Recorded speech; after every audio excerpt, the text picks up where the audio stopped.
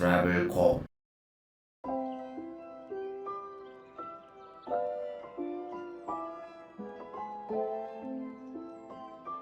안녕하세요. 방콕 자유여행에 관한 모든 것을 도와드릴 트래블 콕입니다. 오늘 말씀드릴 주제는 처음으로 파타야에 대한 겁니다.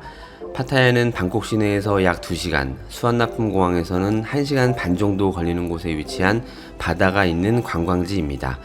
제가 휴양지가 아니고 굳이 관광지라고 말씀드리는 이유는 바로 앞에 긴 해변이 있긴 하지만 우리가 흔히 생각하는 것처럼 수영복을 입고 해변을 거닐거나 해수욕 혹은 해양 스포츠를 하는 것에 무게를 두는 전형적인 휴양지와는 좀 다릅니다.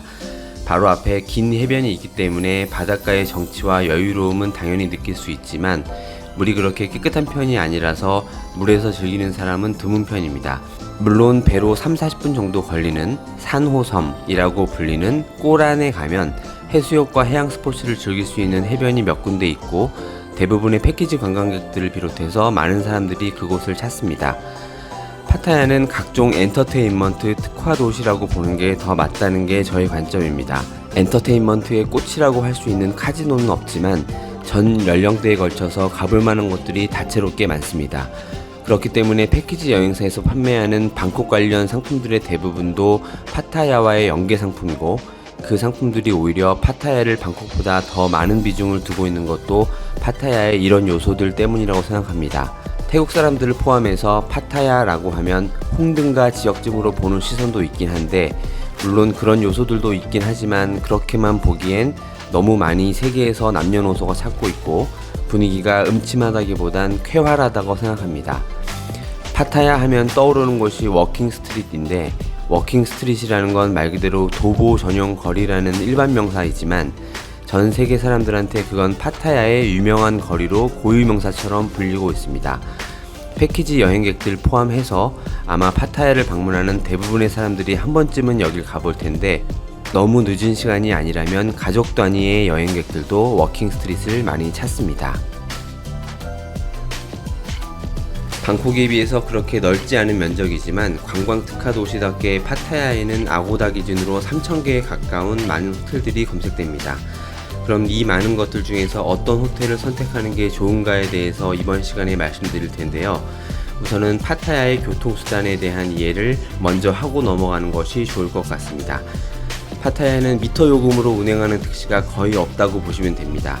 저는 전부라고 알고 있는데 혹시 제가 모르는 미터 택시가 있을 수도 있으니까 조심스럽게 말씀드린 거지만 대부분의 택시는 아무리 짧은 거리라도 200바트부터 시작이라고 보시면 됩니다. 우리 돈으로 약 8,000원 꼴인 건데요. 조금 먼 거리, 그러니까 차로 10분 이상 걸리는 곳만 간다고 해도 최소 250바트, 300바트 이렇게 부릅니다. 여기 오는 사람들이 대부분은 그냥 걷거나 썽태우, 영어로는 밭버스, 그러니까 바트버스라고 부르는 것을 메인 이동수단으로 이용하기 때문에 택시의 수요가 적고 그러다 보니 택시도 많지 않고 비쌀 수밖에 없는 구조인 것 같습니다. 그랩도 마찬가지입니다.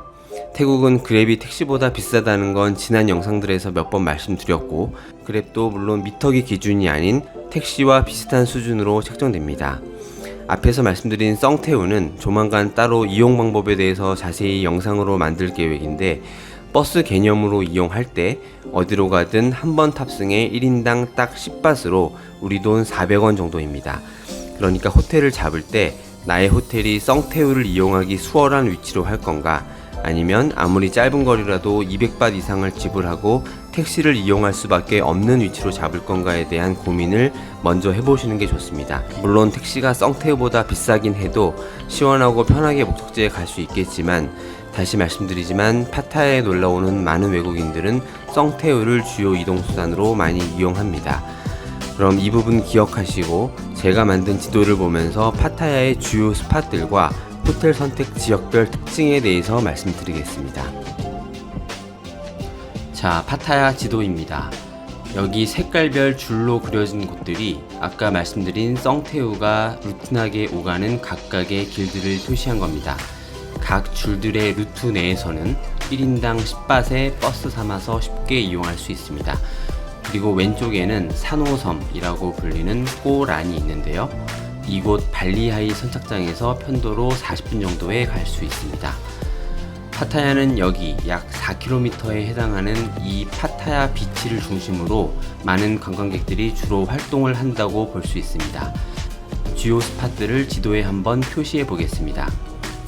파타야 비치 아래쪽에 워킹 스트릿과 선착장, 중간에 파타야의 랜드마크 건물이라고 할 수 있는 힐튼 호텔과 연결된 센트럴 페스티벌 쇼핑몰, 그리고 위쪽에 알카자 쇼장과 최근에 지어진 터미널 21이 있습니다. 많은 호텔들과 쇼핑몰, 식당, 마사지, 술집들이 이곳 파타야 비치 쪽에 몰려있고, 특히 중소규모 마사지 샵은 호텔에서 걸어서 2-3분 이내에 분명히 있다고 할 정도로 정말 많이 있습니다. 이 파타야 지역은 또 북부, 중부, 그리고 남부로 나눠서 말할 수 있고, 많은 호텔 사이트에서 해당 지역명으로 세분화해서 호텔을 구분합니다. 그런데 사실 저는 이 파타야 북중 남부의 차이는 거의 무의미하다고 보고 있습니다. 왜냐면 여기 표시된 두 개의 성태우, 메인 루트와 가깝기 때문입니다. 한 명당 딱 10바트면 이 도로를 이용해서 아래쪽에 워킹 스트릿까지 갈 수 있고요. 또 이 도로를 이용해서 위쪽에 터미널 21까지 어디든지 최대 약 15분 이내로 오갈 수 있습니다. 파타야 해변 북쪽으로는 나크아 혹은 나클루아라고 하는 지역이고, 남쪽으로는 프라탐낙, 그리고 그 아래쪽으로 좀티엔이라는 해변, 더 아래쪽으로 나좀티엔, 이 정도를 우리가 알고 있는 파타야 주요 호텔들의 구역들이라고 할 수 있습니다. 이렇게 선으로 그려져 있지 않은 이곳들에서는 어디를 가든지 편도로 택시 200바트 이상이 필요하다고 보시면 되는데요. 여기 나크아나 여기 프라탐낙에서 파타야 해변까지는 한 200에서 250바트, 좀티엔이나 나좀티엔은 편도 300에서 400바트 혹은 그 이상일 겁니다. 이곳들에 위치한 호텔들을 굳이 특징 짓자면, 이 나크아 쪽은 센타라 그랜드 미라지를 중심으로 수영장을 잘 갖춘 대형 리조트들이 많이 있고, 프라탐낙, 좀티엔, 그리고 더 아래 나좀티엔 쪽은 한적한 빌라 형태의 리조트들이 많다고 보시면 될 것 같습니다. 왔다갔다 교통비 차이에 구애받지 않고 이런 특징들이 있는 숙소를 선택하고 싶다면 그렇게 하면 되겠습니다. 주요 호텔들을 검정색 아이콘으로 표시해 보겠습니다. 역시 여기 파타야 해변 중심으로 특히 많이 분포되어 있는 걸 볼 수 있습니다.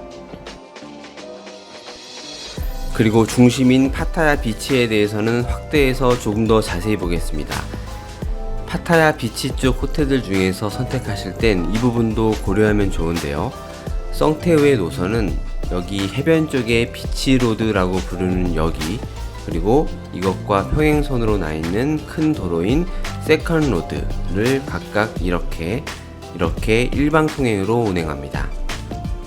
그래서 이 비치로드와 세컨로드의 사이 블록에 위치한 호텔은 성태우를 좌우로 이용하기에 최적의 위치라고 할 수 있고, 세컨로드 오른쪽 호텔들은 각 호텔 기준 아래쪽으로 가기 위해서는 세컨로드를 타고 위쪽으로 간 다음 비치로드 방향으로 갈아타거나, 블럭의 중간 골목들을 이곳들을 가로지르면 한 400m, 5분 정도 걸리는데요. 여길 걸어간 다음 비치로드에서 아래쪽으로 가는 성태우를 타면 됩니다. 이때 비치로드와 세컨로드 사이에 있는 두 개의 대형 쇼핑몰, 중간에 센트럴 페스티벌, 그리고 여기 아래쪽 로얄 가든 플라자는 쇼핑몰을 관통해서 두 길을 오갈 수 있습니다. 그러니까 이곳 주변 호텔이라면 이 쇼핑몰들을 관통해 덥지 않게 이동할 수 있겠습니다. 그리고 방콕 호텔편에서 말씀드린 것처럼 파타야도 블록 사이의 골목을 소이라고 해서 번호를 붙여놨습니다. 위쪽부터 소이 1, 2, 3, 4 이렇게 순서대로 붙이는데, 워킹 스트릿까지 총 13번까지 번호가 있습니다. 이 각 소이 번호별로도 각각의 분위기가 많이 다른데요. 특히 소이 6와 소이 7은 파타야에서도 워킹 스트릿과 함께 대표적인 술집 밀집 구역이고요. 소이 12, 13이나 워킹 스트릿과 가까운 골목들 역시 술집들이 몰려 있는 거리니까, 물론 여기엔 그럴듯한 호텔이 없기도 하지만 웬만하면 이곳들 주변 호텔은 피하는 게 좋겠습니다. 그리고 또 세컨로드 오른쪽으로는 여기 LK 메트로 호텔 주변으로 소이 부아카오라고 부르는 곳 또한 길거리 전체가 서양인들이 즐겨 찾는 유흥거리이고 밤늦게까지 음악 소리가 시끄러울 수 있으니까 참고하시면 좋습니다. 그리고 위에 말씀드린 5가지 지역들 모두 예를 들면 여기 많이 찾으시는 녹룩 빌리지를 간다거나 그 외 주변에 넓게 펼쳐져 위치해 있는 각각의 관광지들을 가기에는 교통비는 좀 많이 각오해야 되는 건 똑같습니다. 마지막으로 파타야의 대부분의 호텔은 크기는 작더라도 발코니를 갖추고 있는 경우가 대부분입니다.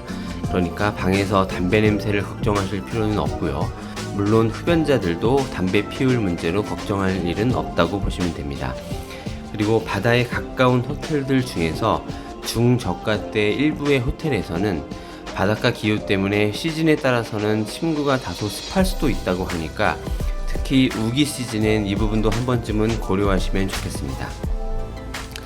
자, 지금까지 위치를 중심으로 파타야 호텔 선택 시 도움되실 수 있는 것들에 대해서 말씀드렸습니다. 설명드리면서 보여드린 파타야 지도는 설명란에 URL을 공유드릴 건데요.